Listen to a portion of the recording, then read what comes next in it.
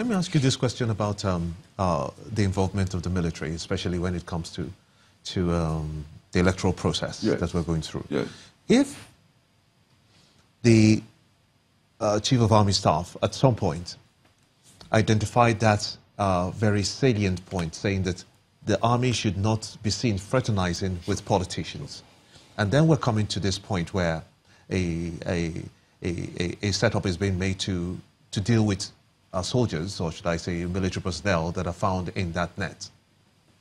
Do you think that the army, for instance, is sent out on election day? I think let me deal with first again to commend the Chief of Army Staff for thinking ahead and warning military officers to be non-partisan. And in the same sense, all this came partially from what T.Y. Danjuma has said. Because I remember earlier you were trying to doubt they are connected. Trying to what? No, you were trying to say that the one is about election and one is about... the two are connected. Yeah, but he clearly stated it. There are two different... No, they are connected. Yes, connected, but you see, they have specific purposes. You see, a military man or a policeman should always be impartial. Once you become partisan or sectional, it's the same. It's the same side of one coin. I commend the Chief of Army Staff for rising up to the occasion because initially there was a knee-jerk reaction to T.Y. Danjuma's intervention. And now I think the military is now knowing that, look, one of our greatest generals have some reasons to say what he said.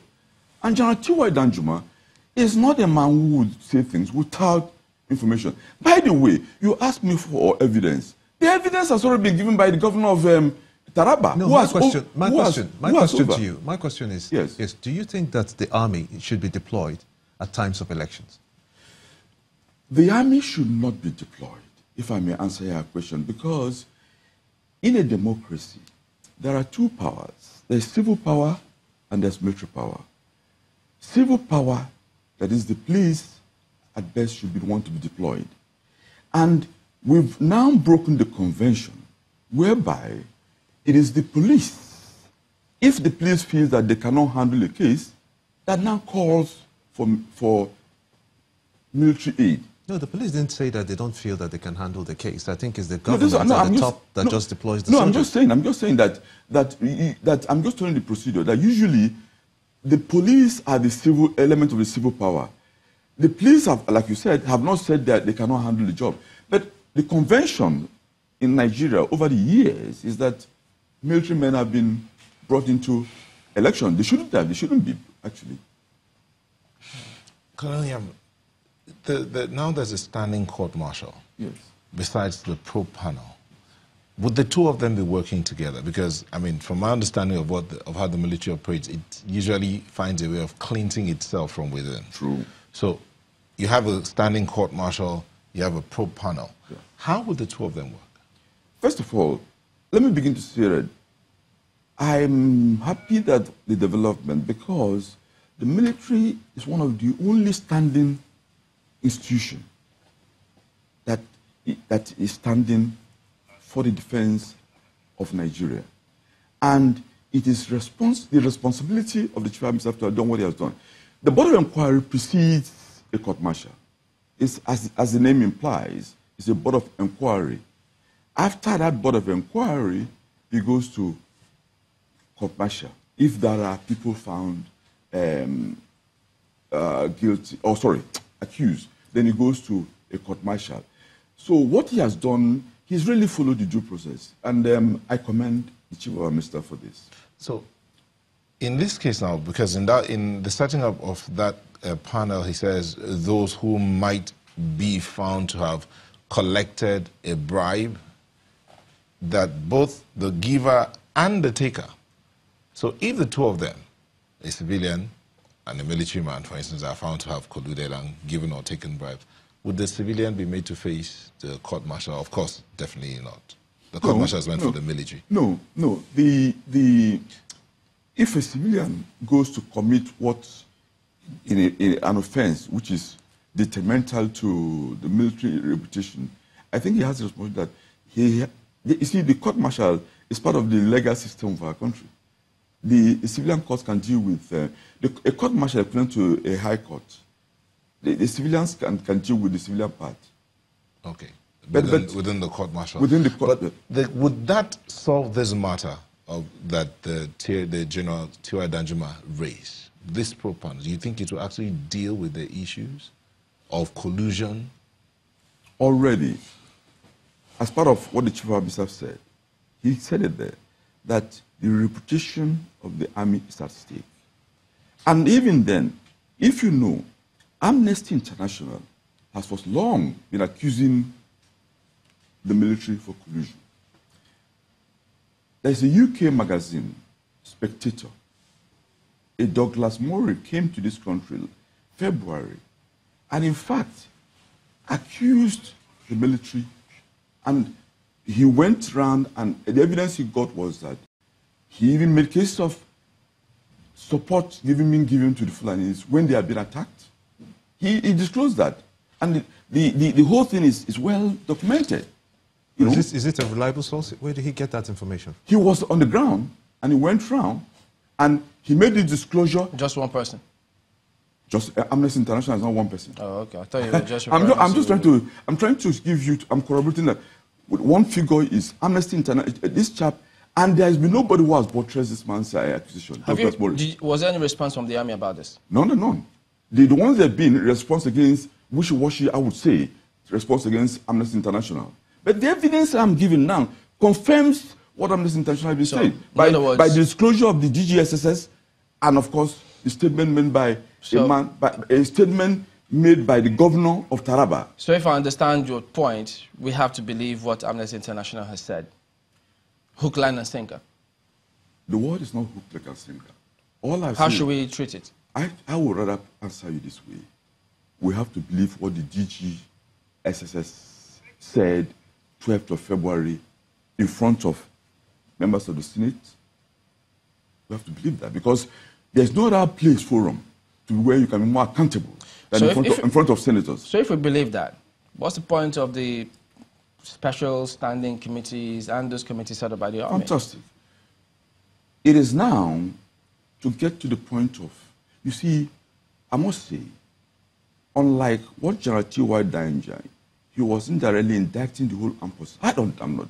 All I would say is this, that elements in the military are using the military to serve Fulani herdsmen's interests. That's your impression or conclusion?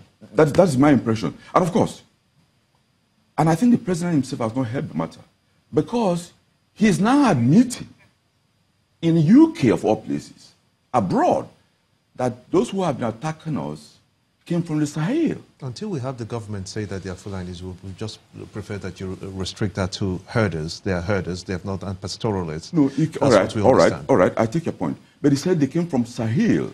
In other words, there are foreign invaders invading us. And the same president uses police action against them. He has never used military action against them. So the point I'm making is that... let me ask you, I mean, the impression people get from what you're saying is that it appears as though you're painting the entire army with one brush. So if they say that, there will always be rogue elements.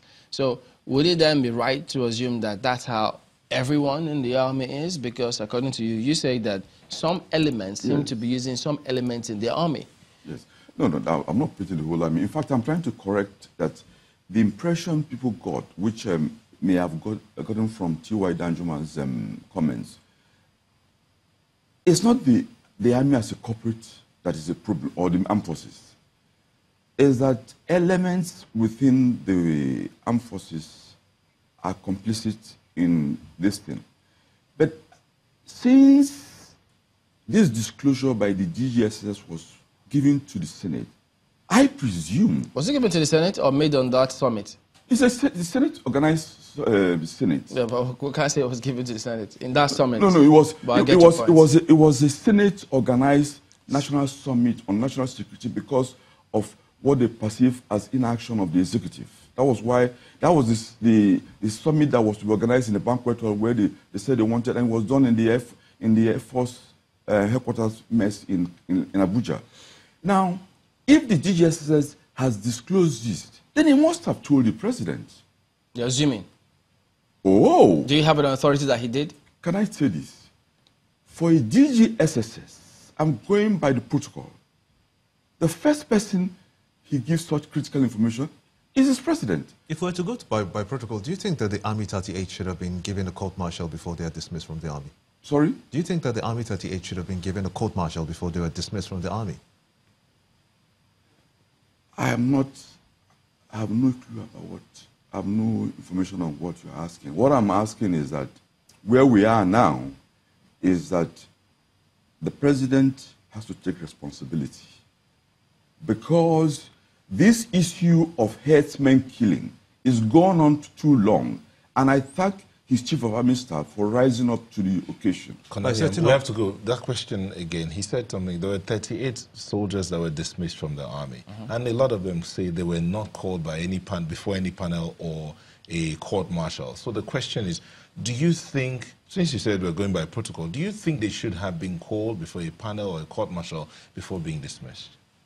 I'm assuming what you are saying is correct, because it's strange to me that people will be dismissed without going through, if they were dismissed for offenses without going through a trial, if that's what you are saying.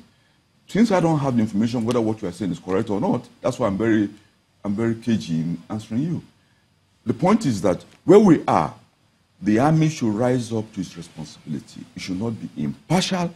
The people of Niger Deltas, people of Edo, people of Ebonyi, people of my state need to be defended against what the president has said, foreign attackers. Even though you say you're not painting the whole army with one brush. Yes, I'm calling them to rise up to the task. Right. Let me be clear. Well, I'm not painting, don't get me wrong. I am even saying that the army is doing what it should do, as the chief of army have done. Okay, but we need to go at this point. Thank you very much indeed for coming on this morning. Retired Colonel Tony Nyam. That's the show today. We thank you all for watching. We'll see you tomorrow. I'm Chamberlain also. Thanks for watching. I'm Gimba Umar. I'm Neo Ta Igwe. Have a good day. Thanks for watching, everybody. I'm Ajuri Ingilali. The views and opinions expressed by guests on this program are those of the maker and do not necessarily reflect the views, opinions, and endorsement of Channels Television.